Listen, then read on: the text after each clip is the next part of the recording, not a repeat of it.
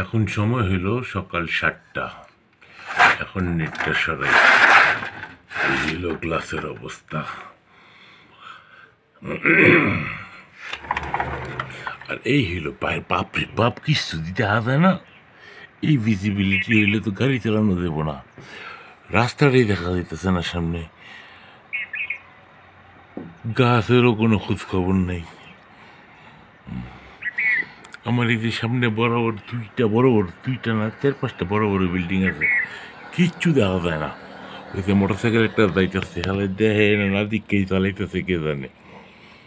সর্বনাশের কাণ্ড তো। এত কুয়াশা কবে থেকে? উফ, ঠান্ডাও তো কড়া ঠান্ডা, বাউ রে বাউ। আরে জীবন রে, কাম করতেছে লেবাররা শীতের ভিতরে। জটিল অবস্থা, দেখি অন্য দল নাই দেখি। প্রত্যেকদিন যে রাস্তাটা যাই না, মাঝে মাঝে ওই যে ট্রাক যায়, আরে গাড়ি চালাইতেছে কেমনি, কিচ্ছু তো দেখা যায় না।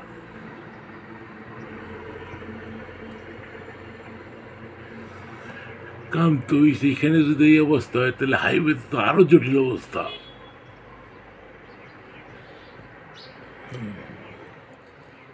রাত্রেবেলা গাড়ি না চালানোই ভালো এখন। ওই যে মোটরসাইকেল যা খালি লাইটটা দেখা যায়, মানুষও দেখা হয় না। এই যে বেটা ইউটার্ন করে পালাইছে, যাইতো না, ভালোই হয়েছে গেলে মরল হইলে। বাতিগুলো তারা কিছু দেখা যায় না মোটরসাইকেলের।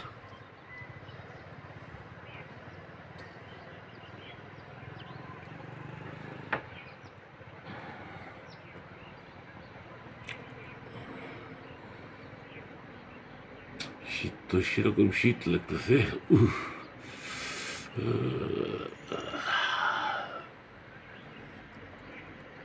কিছু তো দেখা যায় না, কাজ করে এটা মেশিন সেটা। ওই যে গাড়ি একটা আইতেছে, দেখা যাবো না, মানে লাইটগুলো দেখা যাবো।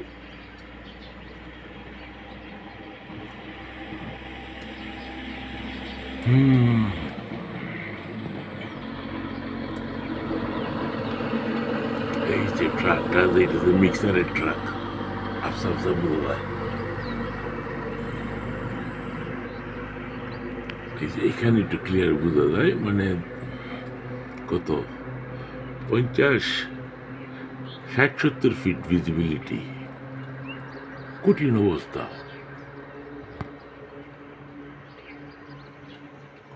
ঠান্ডা লাগতেছে, শেষ করি।